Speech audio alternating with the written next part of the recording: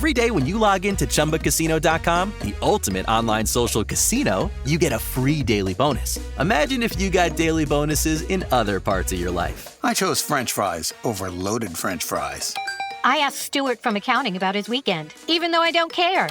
I updated my operating system without having to call tech support. Collect your free daily bonus at ChumbaCasino.com now. And live the Chumba life. VGW Group. No purchase necessary. Void where prohibited by law. See terms and conditions. 18+.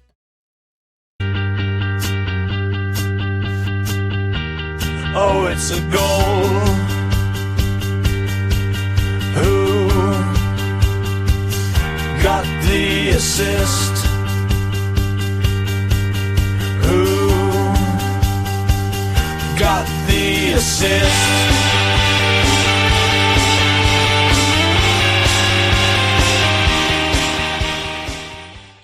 Hello. So, recriminations, anger, regret.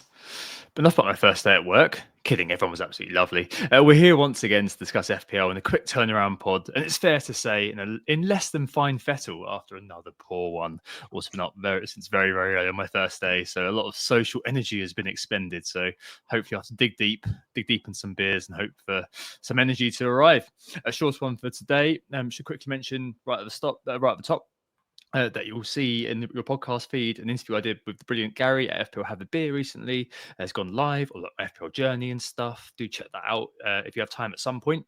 I know there's been a lot of content out at the moment, but I just thought I'd put it up because Gary had put it up on his channel. But if you want to hear more about that, some stories you may have heard before if you've listened for a long time, and some new ones, the usual palaver. But hey, I suppose we better dip back into fantasy football as it is. And I'm joined yet again by Sam. I think it's fair to say a bit of a sad Sam this week.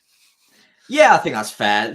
Sometimes FPL and life and all of that can sort of coincide and not give you the best of weeks. And the fact that it was during a work week as well, with all of the red arrows and the Saints battering, and you go into work the next day and both of your colleagues are Chelsea fans, and it's all just tough to deal with. But it is just a game at the end of the day, and football is, of course, also just a game. So there are bigger things in life to worry about. And we're going to have a lovely chat this evening as well. So hopefully come out of this in a much better mood, maybe with an extra goal or an assist if we're lucky during the live games. In the meantime, though, we are Who Got the Assist. On today's pod, due to the quick turnaround, like Tom mentioned, it is going to be a bit of a shorter one today, just the preview ahead of the weekend. Our reactions to the game week that's just been and gone, and obviously still kind of going on in the background right now, and possible early moves in the kneejerk. And of course, we both took hits last week going into game week 14. So we'll be assessing that, whether we ourselves knee-jerked going into last game week, and whether the outcomes versus the decisions, which one of those came out on top, and whether or not we may have made a mistake or two. Then, of course, we'll have a look at the best transfers, best captains, and bold claims ahead of game week 15. It's Thursday, the 5th of December. I'm starting to feel a bit Christmassy, Tom. There's live games going on in the background during midweek. That's always a good sign. Fulham, Brighton, Bournemouth, Spurs are both playing out as we speak. Both have got players in both of those, I believe. So there could be some background noise going on at times if there's goals or assists going in. In the meantime, though, shall we have a look at the scores on the doors as it stands? I suppose we better. So, yes, it's not been the best week for either of us. Sam, how are you doing? Yeah. This season just keeps kicking me. It's like that Simpsons meme, like stop, he's already dead. It just keeps getting worse and worse and worse. I brought in, laughably, Jackson straight after the pod with you, and did it live on screen with you just for a bit of a laugh for Isak, who I believed to be injured at the time. More on that later. And brought in Saka for Mbermo. Now, the one thing I really wanted to make sure I did was bring in Saka no matter what. I needed to create funds elsewhere with a hit, no matter what, in order to do so straight from Mbermo. I chose Isak thinking that, okay, I need a strong playing 8 with rotation bound to strike in the midweek and over the next couple of weeks. So I need to shore up my 15, shore up my strongest 11. Isak was the injury risk. So I thought, okay, makes sense. Just get him out, can move some money about to get in. Very safe bet Jackson, who's been on fire. Great data, starting all the matches. It's all just so safe and so simple, Tom. I don't know what could possibly go wrong? No, definitely not. Of course. So as it happens, Jackson gets his rest in midweek, which, you know, maybe should have seen coming a little bit, but I don't think it was necessarily the most obvious of things to have happened. Saka obviously blanked. I captained Palmer against Southampton. I would still hold that is the correct decision based on both the way the match panned out, exactly as I expected it to. We even had the man sent off as well. We conceded the most XG in a match for an away game, I believe, in Premier League history. So it was definitely a match there for points to be had. And Palmer, saying Jackson already, Palmer got over 1 XG in the match as well. So a little bit unfortunate not to get more. Salah, of course, goes and gets a mega haul again. So he hurt me despite being in my team. Elsewhere, I was lucky, and I will say that Rodgers came off my bench with an 8-pointer. Raya got his clean sheet in goal. But just to round this off, because I don't want to go on forever, my back three, none of which have started, Lewis, Porro tonight, and Gabriel, all failed to start the matches. Lewis came off the bench. Greaves has come in for Gabriel, and Porro is up in the air as we speak. Who knows? But they're down at the moment, I believe. So he could come off the bench and maybe get his 1-pointer to block Hall's 1-pointer. 50 -4 at the moment. I think I've just got the Pedro assist come in as well, so it'll be 53 -4. So yeah, not great. Down to 1.7, 1.8 million. It really is about as bad as I've ever had it in FPL in a long time. So be interesting to see if I can turn it around from here. Yeah, I'm sure we can. These were billed as the final hits we were going to be taking. But yeah, it's been pretty painful. Similar to you, we both kind of held hands and jumped into the breach, didn't we, really, at the end of the last pod? We'll talk about that in just a minute. Did Jackson for Isak, and obviously, I mean, to be honest, 70 minutes for a Jackson, you just kind of thought, well, okay, that's fair enough. And is that we just didn't maybe could have left it, but I mean the prices were changing. Oh yeah, we'll talk about it in a sec. Saka for Bumo for me too, and then to facilitate all of that, I did Ahmad for Garnacho. So for -8, probably like 11, 12 points down on the deal, which is obviously a bit of a pain in the ass. But you got your Rodgers off the bench. I got Mikalenko off the bench for 11 points. It's the first clean sheet. I've benched 4 of them. So 4th time's a charm, getting him off the bench. Got a really just proper, like the definition of the classical FPL assist, block shot. But yeah, I mean, obviously, I think I was due some bench jam this week. So I think I'm on. I've got Van Hecker, who's just gotten the yellow card. Cheers, mate. Brought him in for the X-Mins, and that's literally what I've got. Matoma and Solanke, who missed probably a quite serviceable chance just before I came on. Playing at the moment, I think this takes me to 60 -8, which is obviously not really that great. And yeah, I mean, you touched on Salah there. I don't know. You've got on one hand the underlying data in the 2 matches, and Salah's going to Salah. We know that he's just to get at least a golden assist onto infinity. It is written, but like I just wonder whether it was intentional that the effective ownership was so high, or did loads of people just forget the deadline? And have they been rewarded for under management a little bit? I kind of think that not everyone who intentionally captained Salah forgot the deadline, but I do think everyone who did forget the deadline did captain Salah. That's kind of the way I look at it. That's a good summary. And also at our rank, especially mine down near 2 million now, I need to stop saying that, we'll lose viewers. But at 2 million, you would imagine there are a few teams that are maybe more casual managers. They don't like necessarily make the transfers in midweek or know that there's a deadline. So maybe there is an element of they set their bus team for the weekend and didn't move it off of Salah. And that has also hurt me even more. And I think that is something that I need to maybe monitor at this rank at the moment, that I need to be wary of. Yeah, no, I was surprised when I saw the effective ownership of Salah coming into it, and obviously it was just agonising to see. I think Palmer another day three assists. Mm. Really, really good save by your man Lumley in Yeah. the first half, and then About the only thieving the one who did goal. save. Yeah. Thanks, mate. And thieving the goal off of Nkunku. Good lad. And you saw the Instagram post. If you haven't seen it, check it out. Just like, it's paraphrasing, but sorry, Christo. You know, my FPL managers needed that.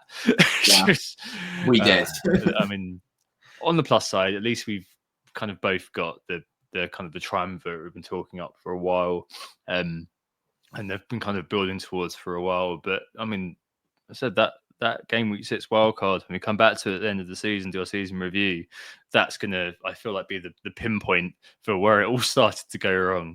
And hopefully from this point we will be able to recover it, because it has been, it's been pretty punishing the last few weeks. I'm doing my usual sort of tursling a little bit about FPL, just being kind of, like I said again, I'm just going into this week, especially with the big hit, just kind of expecting a red, so it's not kind of been as awful for me. Just having, well, probably gonna get a red this week, so I'll just kind of take it as it comes. But yeah, I'm hopeful from this point onwards that things are going to improve. Hopeful. Really quick pod today, really, and just because it's only going to be in the ether for about an hour, about a day. So skipping straight to the Gameweek preview, which is obviously the kneejerk, the best transfers, bold claims, and the best captain per week. The first thing is the kneejerk, and I think that, as with last week, we should do a bit of a retrospective on the kneejerk, as well as kind of discussing what the moves are that come to people's mind. Did we kneejerk with it, Isak? Did we overmanage? So overmanagement, something that long-term listeners to the pod will know. I've spoken about for many years. I think it was first season of FPL when I sold Salah to try to move up some transfers, and I really shouldn't have, again in this particular period. So this midweek for the last kind of 8 years has always been the one which has tripped me up. And how have I not learned, basically, from the bruising past experiences? I will never know. I mean, I don't know. In retrospect, Sam, we could both look at our moves, both look at our teams and think, was there a world where maybe both of us should have taken a step back and gone, hold on a minute, maybe we should just let the midweek game week be, and then sort it all out kind of afterwards, almost no lie of the land, because rotation is going to hit. We both knew that from our prior experience. Should we have just used that experience a little bit more and lent on that a bit more? Yeah, I mean, there's definitely an argument to say we should have, because of the outcome. At the end of the day, we are results driven in FPL, so the outcome suggests that we did make a mistake. In terms of the information we had available to us at the time, yes, we knew that rotation could happen, but until it happens, you don't know who will be subject to it. And I didn't honestly massively expect Jackson to get rotated, given the fact he'd come off at 70 minutes in the week before, or in the game week before. Isak was the injury doubt. So to me, it made fairly logical sense when I made the move. I think the only thing I do regret is maybe not waiting a little bit longer before making it. One way or another, I needed to take a hit if I wanted to bring in Saka. Obviously Saka didn't get a return, so again, possibly a mistake, but I was pretty convinced that long term that I wanted the triple up of those premium midfielders. So I don't put that down as a mistake. I think it's just the way I built the hit to structure it in order to get to Saka could arguably be a mistake, in the sense that I forced selling Isak when it was up in the air. I did have Rodgers on my bench if I needed him, and if Isak was indeed a doubt, I could have lent on Rodgers instead. Overall, there weren't that many other options I could have taken to get to Saka. It was selling one of Solanke, Isak, or possibly Lewis in the back line, but the options that were available to me under Lewis's price, not many of which were really screaming out to me, and barely any of which got any points anyway. So I don't think I would have been much better off no matter where I went. Obviously, the key regret here is Isak ended up being fit, got the goal, got the assist, but more importantly than both of those things, he's got a great set of fixtures over the next 3 game weeks, and I now kind of wish I did just have him for those 3. So that's where the regret lies for me. I think in terms of the information that was available to me when I made the moves, it made relative sense. I don't think I could have foreseen Jackson being benched at that exact time when we did make the moves, but I could have waited a little bit longer and maybe tried to weigh up that move a little bit later on in the preview for the game week. Yeah. I just, what kind of slapped me in the face a little bit was just when in the international break we were talking about our rules, weren't we? And then last week we also discussed it. The power of one game week. Kind of that Southampton game was a massive carrot, but I just keep coming back to obviously you can blame yourself and give yourself a hard time about this and beat yourself up, but I just don't know in what world we would have thought, oh yeah, okay, Jackson's got 4 yellows, we know that. Taken off at 70 on the weekend against Villa. So you were thinking, well, I mean, okay, if there was a game that Mr. Nkunku was going to play, it's probably going to be that. I don't know, maybe we should have been more cautious. But equally, that was the way that I was getting to Saka. And there was a world, as I said last week, where I did Bumo and Garnacho to 4.5, so like dibbling or something, and Saka, and left Isak. And obviously I'll be massively up, because then I was saying last week, I'm not sure about having Mikalenko versus Cunha, and obviously in the cold light of hindsight, that would have been the ideal thing to do. But I suppose you do get weeks like this every now and again. It's just that there's only so many weeks like this you can have before the season then becomes like a major salvage operation, which is what we're both to different extents staring at now. And yeah, as you said right at the top, it will be interesting to see how the second half plays out, and whether the play style, because I don't know whether you can, I think we've spoken about this quite a lot in the past, whether the play style really suits playing in perhaps quite a template way if you're in that situation. I think that's going to have maybe a bit of a bearing on that. The saving grace, of course, is that Isak's EO, because there was a mass sell-off last week, wasn't as punishing as it could have been. For sure. Very, very small saving grace though, Sam. It is. And yeah, look, he's a phenomenal player, good data in a team where he is very much the talisman. So it is obviously worrying to go without him when you already had him and binned him for a hit. But overall, one way or another, I needed the money. So I do still actually weirdly quite like the fact I've got Jackson in my team, despite the fact he got no minutes against Southampton. The fixture run for a long, long time is very promising. The data's great. And he's now, I guess, if we're looking for a silver lining, had his rest. So he should be relatively safe for a little while. Now, obviously, if he got benched 2 weeks in a row, then it's a massive red flag. But I'd be very surprised if he didn't now start against Spurs. And until he gets his suspension, which will happen at some point, I would say that I've got myself a player that a lot of managers probably won't go towards now for multiple reasons, let alone just the suspension, but also the rotation risk too. So now we're so close to having just had the rotation. I think maybe for the next couple, we should be relatively safe. Hopefully. I mean, I think kind of we were both in a state, and we shouldn't, it's probably never a good thing that we're both kind of in a similar situation, but hey ho, I mean, that's just probably a potential sort of symptom of the fact we both speak about this on the podcast together, and especially in this compressed period where, and I think kind of it's just the general sort of the way that has been sort of not as like laid out by other people that we listen to or shows that we watch, but I think we were both in the sort of move or mindset that, there was a plan that we had to get to no matter what. And I guess the hope is now that kind of just by dint of having successfully, but carried out that plan, regardless of the ups and downs, we can now move into a bit of a stage where we can avoid making loads of hits from now on. I say that, but of course there's going to be. I really hope so, isn't there? And there's a friend Joe from Fantasy Football Scout always used to say those hits are moreish. You take them, the more and more you take them, the closer and closer to the millions you go. So it has proved, unfortunately. But hey, I think sadly it's probably it would have been better to leave it for a week, and I think that's definitely something that we need to remember.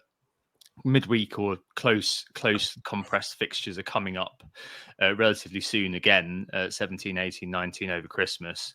So maybe that's a learning to take out of this, a learning which I'm sure there's people who listen to this pod for a long time are just like, Tom, you're an idiot. You've said this for years, and here you are again making the same mistakes. Well, yeah, you're right. if that's you, yeah, I mean, it is maybe one of those where Dan I was speaking to earlier on FPL Gas said, I didn't take a hit just because I wanted to let the midweeks pay out, and I was just thinking, yeah, okay, that's a wise man, and we need to learn from that wisdom, really. But hey, here we go. Let's move onwards. So be a fairly quick pod this week. Best transfers in and out. I think a lot of the focus, so we're going to get a couple of questions earlier on, which I think we can just address in this, are mostly about the out. The games are still going on in the background, so there won't be too much going on that will surprise people. The likes of Bumo still being sold. Haaland's obviously listing a lot of sales as well. Injured players like Konate being sold.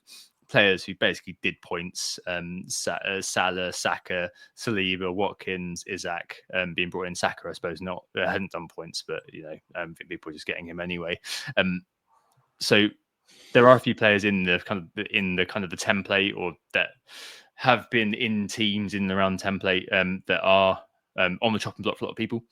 First question, kind of on this, Kobaloy said, "Who do I rage out?" And all of them is Lance, Tom, and Sam. Rory, Lewis, Bumo, Cunha.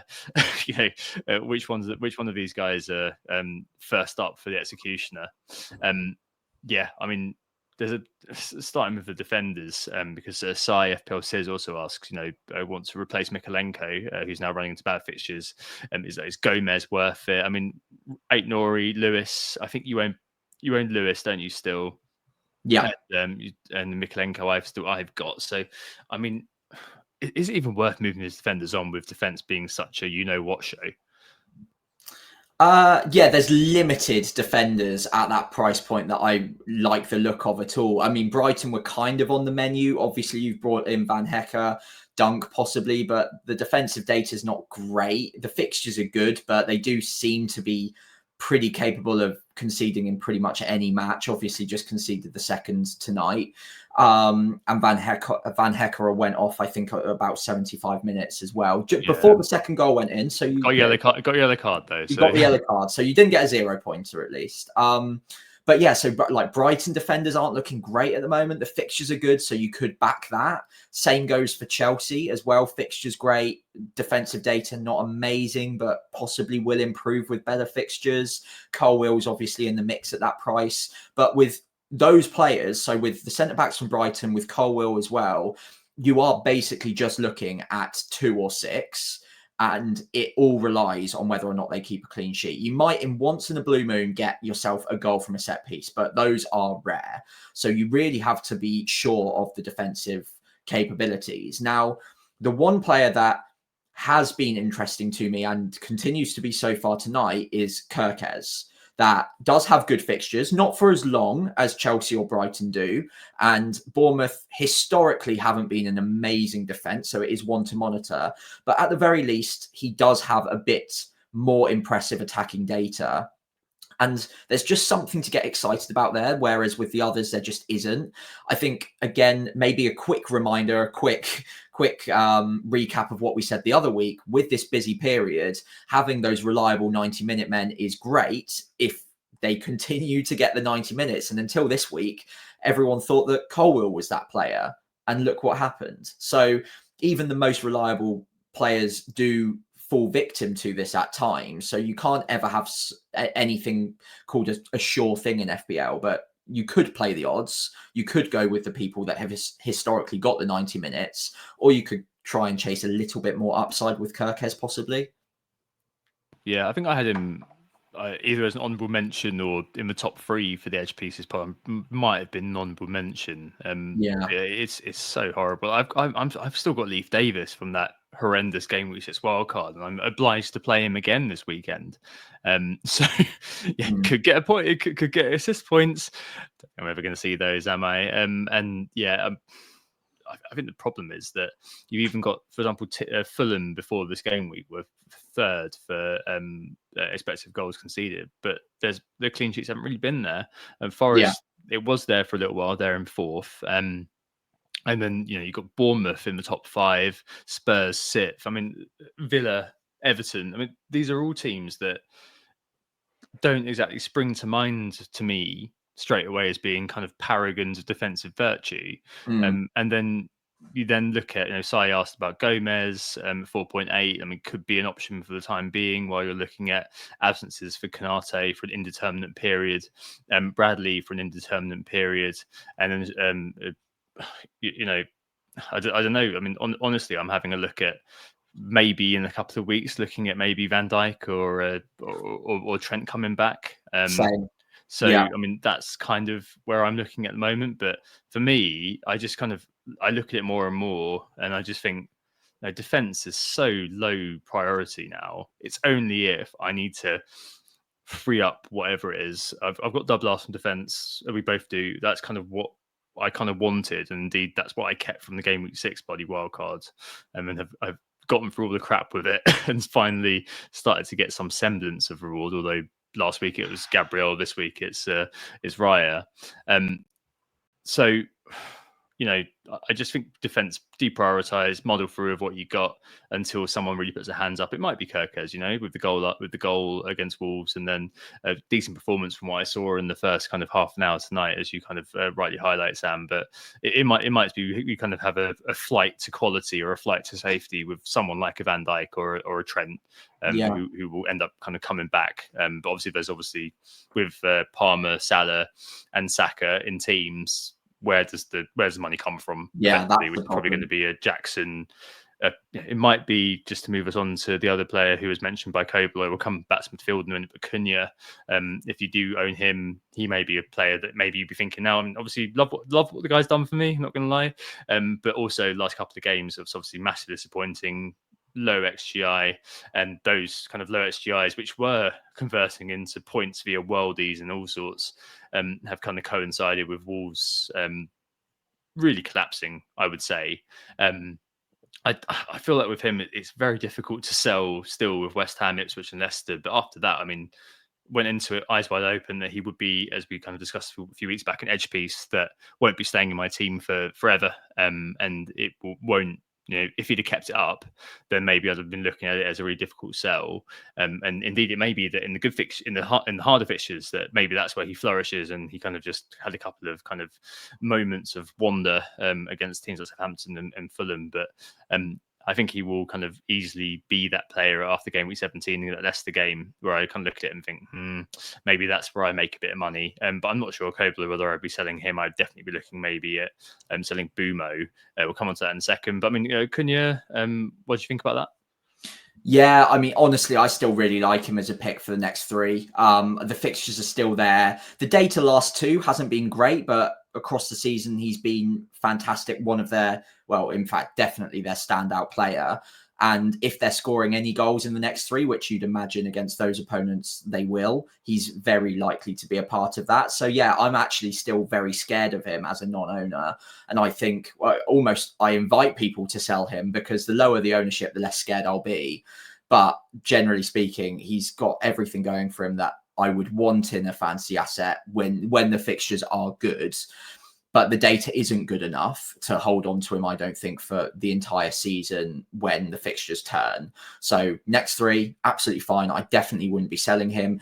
Okay, he hasn't returned in the last couple, but no player at 7 million, barring, let's say, Palmer last season or under, of course, returns every single game week. These are players that do tend to go hot, cold, have maybe a couple of weeks without anything, and then maybe 2 returns in one game week. I think we're very much par for the course with Cunha in the last few. And yeah, next 3, great fixtures. So I definitely wouldn't be selling him. And in fact, if you're looking for a striker short term, he might still be one of the top ones. Yeah. No, I'm pretty happy to. He's obviously not as invulnerable as he was before, sure, but he's certainly one that I'd be looking at. And plus, where am I going to go? I think the only place I want to go is upwards, so I'll probably only want to get like potentially a Watkins if we think that he's going to be playing this weekend, which looks like he might do. Evan Nilsson, Dan's man, maybe another one. with the kind of longish term. I think I definitely have looked at that as an option from game week 18. They run to Palace home, Fulham away, Everton at home, and then kind of a few tougher fixtures. So that'll be another sort of short term jump. Or it might be that he ends up kind of going all the way down to João Pedro, and then I try to find the money. It just feels like there's a lot of options. On the like when you're window shopping for forwards, it seems like there's always been a lot of options, and there've been a lot of options all season. But when you go into the store to look at the forwards, the shelves are bare, effectively, or you take one home, doesn't really work. I may be saying that as a pissed off Jackson buyer, and as a slanky buyer for that bloody Ipswich game when I captained him as well. But yeah, it has been quite a torrid time, despite there being lots of really good options ostensibly on the table. That's for sure. And finally, Bumo. I mean, not really. Kind of, I did see kind of your usual sort of fare on the FPL socials. The Bumo Hall is going to hit different. Oh, you're all idiots for selling, as we kind of. Obviously, I understand where that came from. I know that people are saying that kind of tongue in cheek. I mean, he did have a good game. Did look pretty lively. Didn't take a shot again. Couple of, I think, created a chance or two. But yeah, quite a lot of it was him kind of situated out on the wing once more. So I do think there's ample sort of opportunity now to sell him on, and that's reflected in the market data. And the likes of Bowen, who was very unlucky not to return. Matoma could have got an assist if Adingra sorted himself out earlier on. So I think there's probably quite a few options kind of hanging around, and Semenyo as well at Bournemouth. So it's not you're not bereft of options, I guess, if you're moving Bumo on. Then it might just be the case that you kind of take that profit, or as we said last week, just leave him, and that's absolutely fine too if you've got other fish to fry. The Ipswich game up next is obviously not one where you'd be looking at it. Oh, sorry, not the Ipswich game, the Newcastle game up next. You've just conceded 3, and Brentford being quite good at scoring goals at home. That's probably not one you'd be looking at thinking, oh yeah, I need to sell that guy. Yeah, agreed. And on the case for holding on to Mbeumo, whilst the fixtures on paper don't look great, I was actually pretty surprised they still went with the 3 up top. So I think a system change will probably come pretty soon, considering how they played against Villa. And if the system change does come against the tougher opponents, Newcastle being first up, I would imagine Mbeumo plays more centrally, gets more shots on goal, gets more chances. So again, like at his price, he's on penalties. He's a 90-minute man pretty much every single week. I think he's never going to be a bad hold. It's just what you can do with the money and what you can do with that spot in midfield, because 5 spots in midfield doesn't feel like a lot at the moment. There's a lot of different players putting their hands up, especially expensive ones, saying we're much better picks than Mbeumo right now. So I understand people selling him. We've done so ourselves. But if you can find a way to squeeze him in and keep him, then I don't think he's a bad hold. I don't think any Brentford forward-thinking player is a terrible hold, considering the way they like to play football and structure themselves against even the bigger teams. Yeah, and it just strikes me, and I hope this is a positive thing, that apart from maybe Watkins, a lot of the kind of the buys in are players that I've considered, and looking at the kind of the bust teams we'll get to in a minute, I look at that and think, oh, I'm actually pretty happy with my team now. I mean, yeah, there's always kind of some shuffling around of edge pieces I could do if I had a wild card, but I'm broadly pretty happy with where my team is after all of that. So yeah, I think we're kind of obviously after the most recent rough and tumble, pretty keen on rolling this one over. I think that will be it, unless we kind of get to tomorrow's glut of press conferences in here. There's a big problem with player X, or I mean, even if someone like Gabriel, who missed the game obviously last night, isn't around, I suspect he would be another player that we just hold and let whoever comes off the bench come off the bench, just kind of let that happen. So yeah, it may be a week where, yes, okay, there's a kind of initial action, as I just detailed a minute ago, but it might be a week that most people kind of just think, you know what, I'm just going to just hold fast, hold tight, and just leave it for this week. Because I think that's kind of quite a logical thing to do, especially given the the chaos that we've had this midweek, which I've actually really enjoyed. I'm not going to lie. It's always really good to see, even if you're not, even if you're a victim of the chaos, it's always good to see that chaos just kind of happen, just because it's always fun, isn't it? So to watch this world burn, not the overall world, which is quite sad. Right, okay. Anything else to add on the transfers out? No, not particularly. I think in terms of transfers that we're looking at ourselves, we'll talk about them a little bit later on. But yeah, I think we'll see a relatively quiet week transfer-wise across the board, not just because people are forgetting, but also because people took quite a few hits going into game week 14 and probably are looking at this week as a consolidation kind of game week ahead, or at least that's the hope. Cool. All right. So bold claims, obviously quite a lot still going on. I think I'm going to give myself a no for this one too. But yeah, you were definitely a no. Yeah, definitely a no. I was surprised not to see Brentford go to the 3-5-2 formation they tend to go for against stronger sides. I did think Mbermo would benefit from that if they did change the system against what was, until now, a relatively struggling Villa side. So no Mbermo Hall for me, but it's still 2-2, and it doesn't look like you're getting the point either. No, it did start off at breakneck speed. And I was thinking, I'm definitely going to be getting this. By the time we're on the pod, there's going to be 3 or 4 goals in this. My bold claim for this week was Spurs. Bournemouth was going to be a really open, exciting game, and you're going to see kind of 5 plus goals. Not quite happened, unfortunately. Did wince through Solanke. Doing the slanky, unfortunately, and missing quite a good chance early on. It wasn't a big chance, I don't think, but it was just one of those chances you're like, oh, Christ.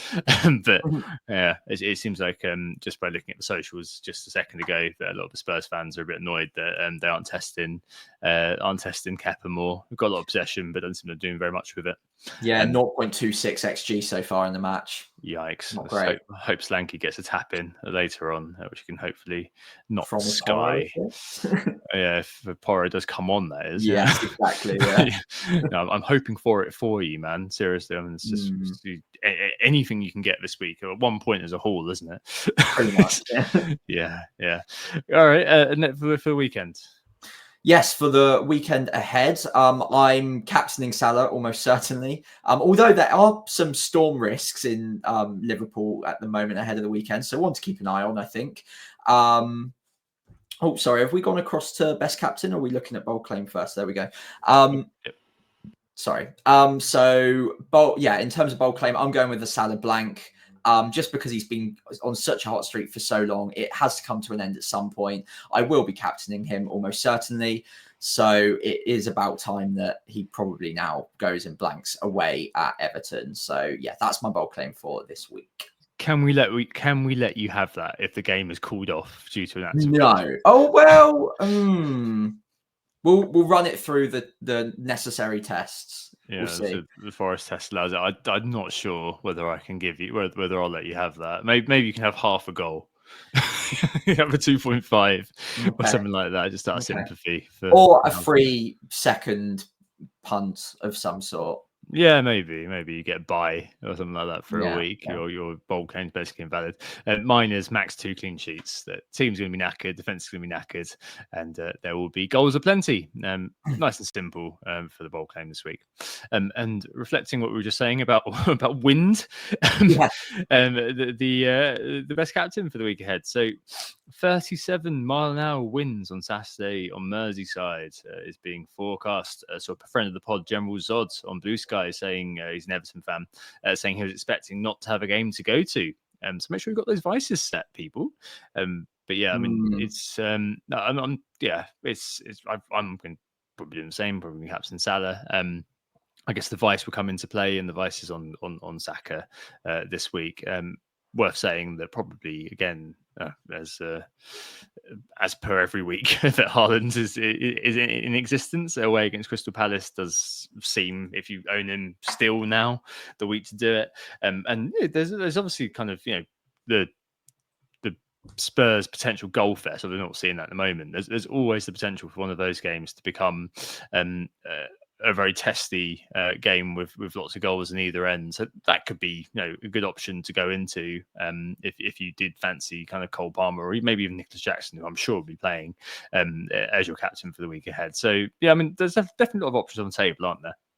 Yeah, it all circles generally around those 4 premiums yet again. I think that'll be a common theme over the next few game weeks. But yeah, Salah's my bus team captain.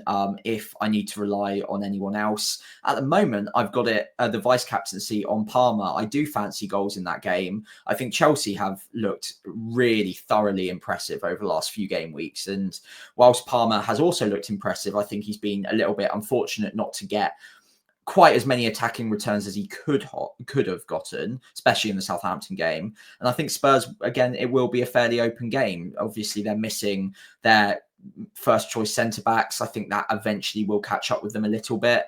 So yeah, Palmer would be my vice at the moment, but I really don't mind any of these 4 whatsoever. And Salah is the standout pick, just based on the fact that he is the most inevitable man in the universe right now.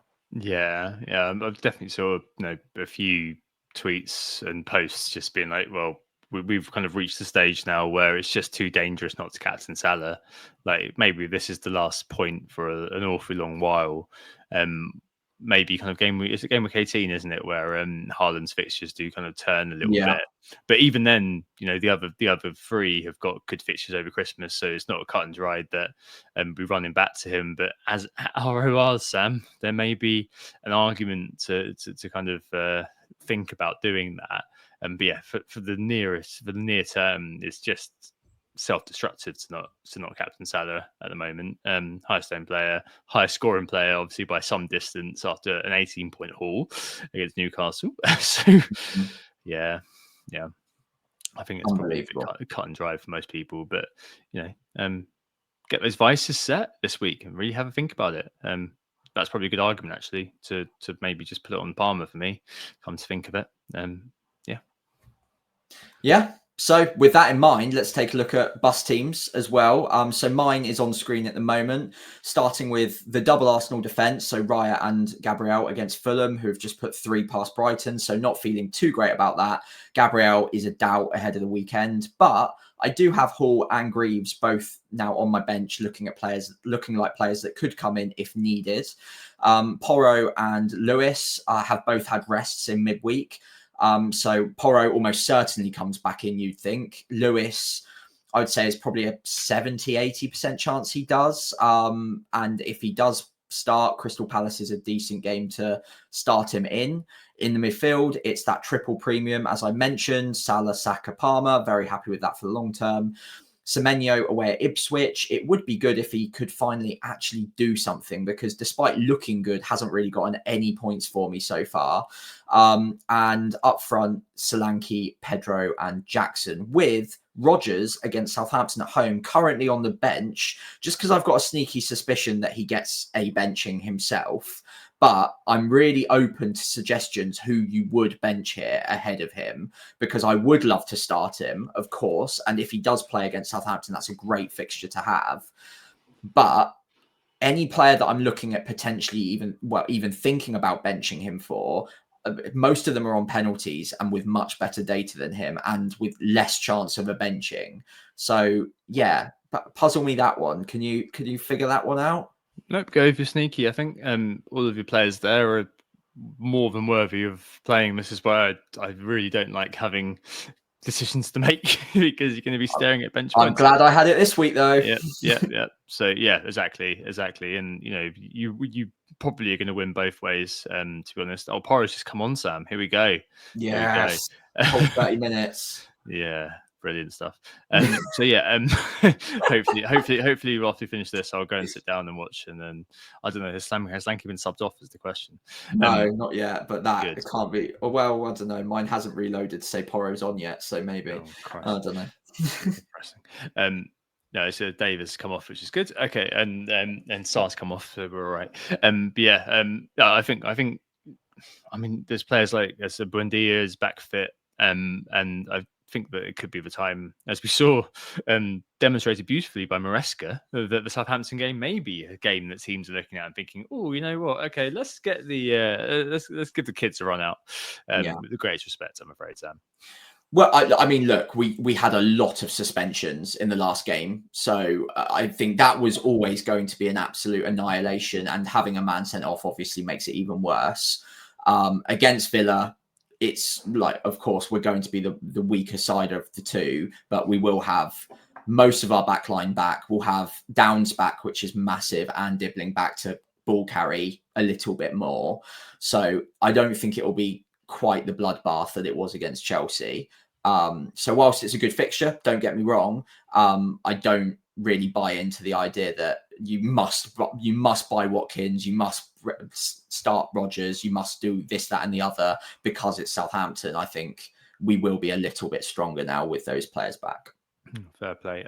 On that point about Palmer being the vice, Davis has gone off injured rather than being sub for tactical reasons. So Archie Gray is now a centre back.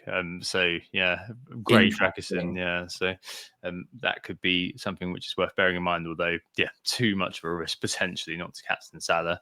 But yeah, if you've got the appetite for it, fair play. Yep. For me this week. Also rolling, just finally rolling. Yeah. I may even get Sam. There's a possibility. Let's not get too excited. There's a possibility that I could get beyond 2 free transfers for the first time this season. I'm crossing my finger for that as well. I think there may be a chance that I don't have to do a transfer according to my FPL.team. I don't have to do a transfer until kind of game week 18. So there may be a time.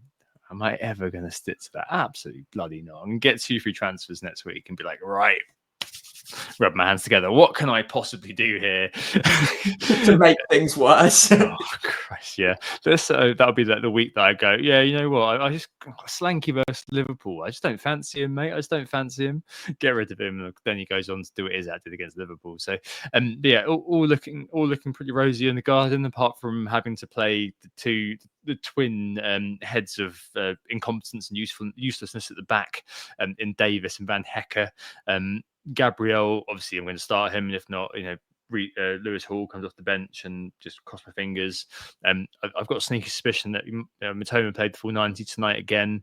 Did carry a knock. Hopefully that he's just going to kind of keep going. They've got the Sunday game, so hopefully that'll be all right against Leicester. But if not, I've got Ahmad coming off the bench, who came on at half time for Malacia. United fans think that he'll probably play that Forest game. That's why he's there, really. That's why I spent a little bit more on a player like him over someone like Dibbling in the end. Selling Isak, all worth it because I've got Ahmad. Hopefully, I'll be saying that in less jocular tones and more celebratory tones next Monday.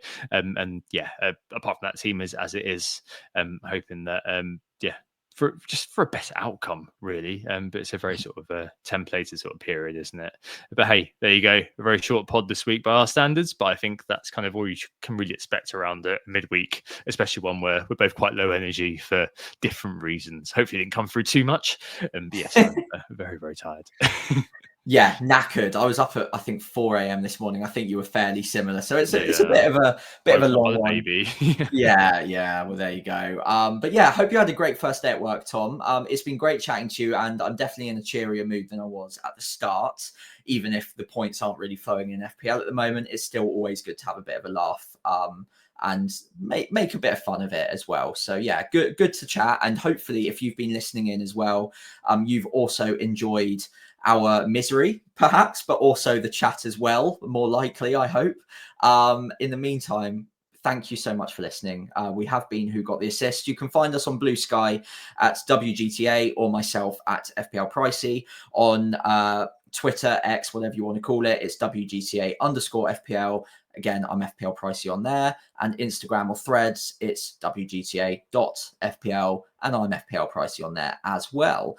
If you could follow us on the socials, but also give the pod a 5-star rating wherever you're listening, or of course, if you could leave a like or subscribe if you did enjoy what we've put on today, then of course you won't miss out on any future content, and it really does help us out in the process.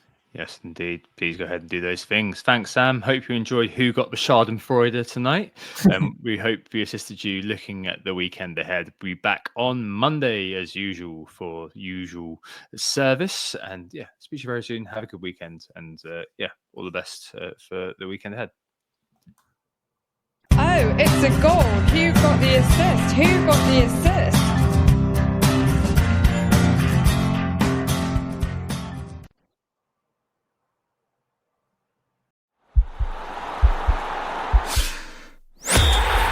podcast is part of the Sports Social Podcast Network.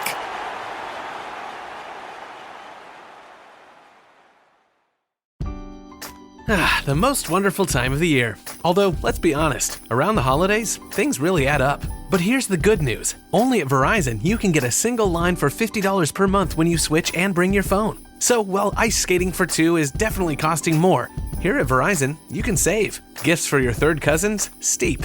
A single line with Verizon? Not so steep. A real tree? Pricey. A single line with Verizon? Less pricey. Flights to see Mima and Pops? Those are up. A $50 per month single line? That's down. Even a trip to the Atlanta Holiday Market will cost you more. But with Verizon, you can switch and bring your phone for just $50 per month for a single line on unlimited welcome, with autopay plus taxes and fees. All this to say, during the holiday season, when everything is costing more, you can get more for less right now at a local Verizon store. $15 monthly promo credits applied over 36 months with a new line on unlimited welcome. In times of congestion, unlimited 5G, 4G LTE may be temporarily slower than other traffic. Domestic data roaming at 2G speeds. Additional terms apply.